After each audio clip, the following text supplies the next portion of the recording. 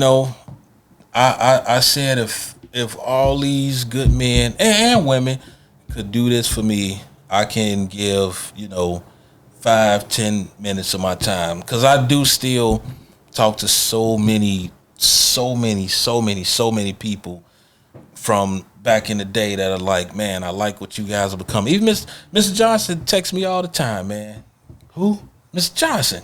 Oh, straight up, you still talk to Coach Johnson? Yeah. Oh man, that is so cool, man. Yeah, I talk to him all the time. That is so cool. Yeah, I haven't talked to Johnson, man, maybe about 4 years, man. Yeah, I still keep in touch with him. That's cool. Still to this day. All right, so let me get this in real quick. Talk about Mr. Johnson. We talked about Tommy, all these men.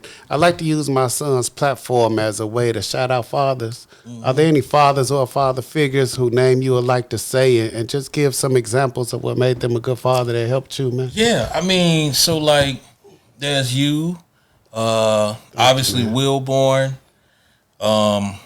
I can't think of too many bad examples of people who, I mean, give with like no expectation of anything in return. And really, that's just everybody.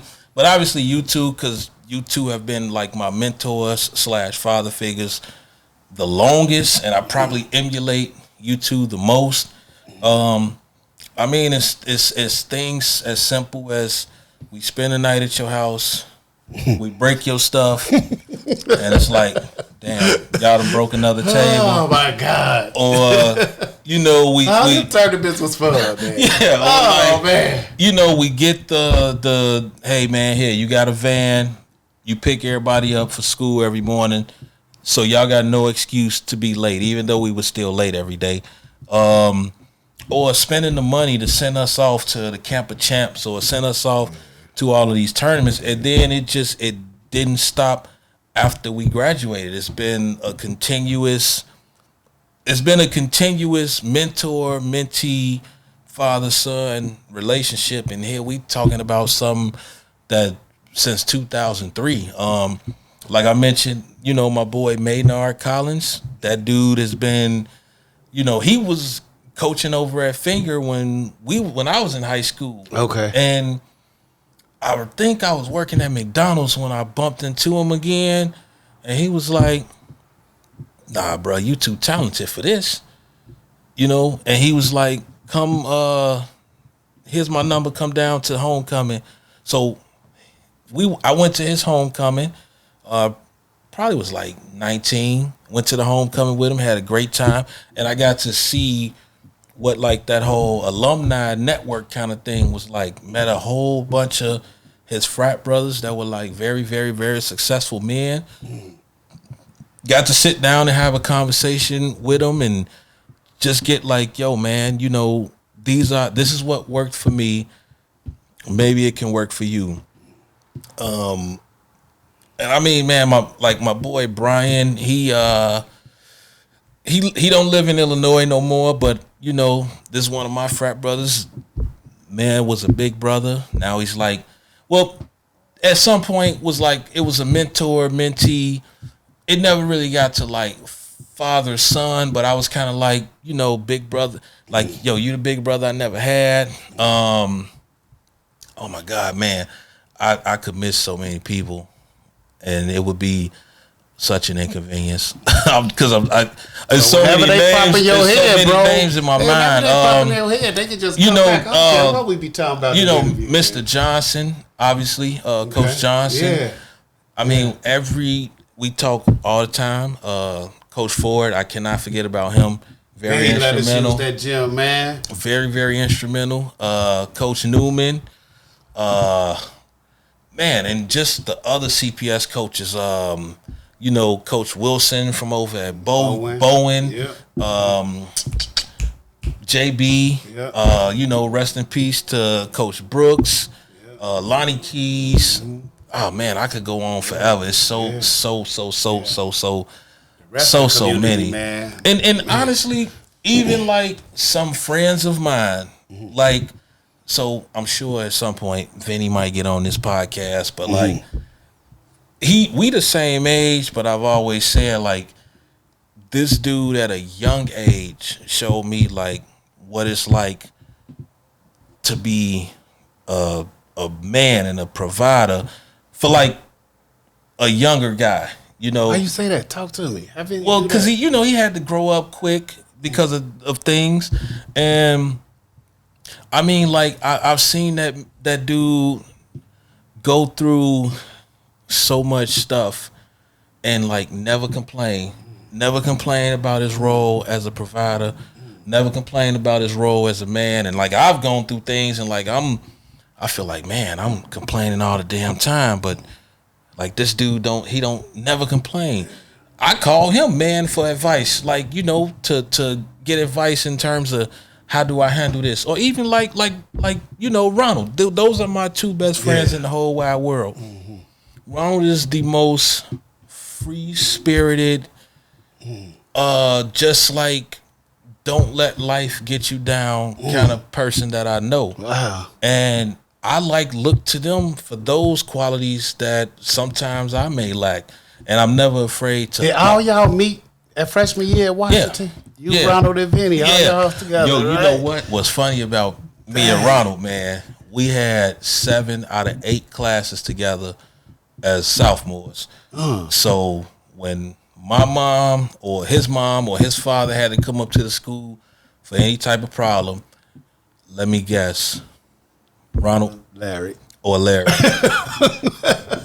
Well, we don't want to dime the kids out, but yes, it was me and him.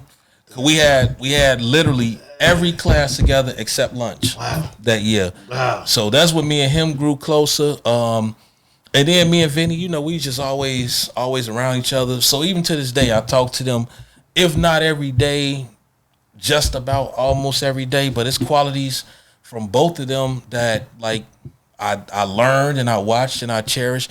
And to be honest, my athletic accomplishments, I would say Ronald is probably the best, for me, the best wrestler that I ever had as a training partner.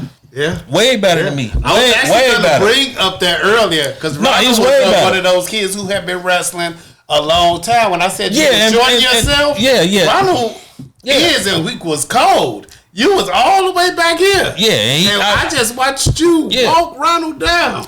I think it's one of them things where like maybe he did it so long he probably needed a break like that no more. Okay. He probably needed a break and then to get back into it. But I can honestly say I don't think skill wise I probably surpassed him until I was probably like a sophomore in college. Oh, okay. He still had the skills. You just more. You think he was more determined? Yeah, he was cold. He is cold. Rondell too. What's up with Rondell? I ain't talked to him in a while. I be worried about a Rondell, long time, man. But I have no I ain't got no problem like shouting people out, and I would say what about Charles? Ronald. I ain't talked to him in a while. I saw his father recently though. Oh, okay. Yeah. He's still active. He's like an activist or something. I saw him at something. I don't recall what it was. Oh, okay. But yeah, it like everybody had some type of quality. Like even Vinny I outweighed him, but like that dude was ungodly strong. Yeah. Like ungodly. I watched Vinny get extra good too. Like I mean, that was Vinny first year's freshman year too, right? Yeah. Wrestling. Yeah. And I watched y'all like I grab him and I'm like, all right, I know I'm like 25 pounds heavier. But this dude's strong as hell. Mm-hmm. Like strong. So, like I say, athletically and even in life is qualities that I learned from like everybody that I surround myself with. So it would be like I would be all day trying to name people. Cause even like my friends that I hang out with outside of those two, like my older friends who kind of mentored me just coming up, everybody had some type of quality that I was like, man, I want that. And then even some of them would tell me at some point, because of the profession you chose and, your education, because, I got degrees and whatnot, like you became the person that I'm like, man, I got to catch up to you now, and then it's like, now I'm here, so now I'm watching you like, man, you did this, and that. How you do it? Yeah. Oh yeah, this how you do it. Yeah. So it's like a a give and give kind of thing. You know what I'm thinking when you talking about how like what Ronald was for you?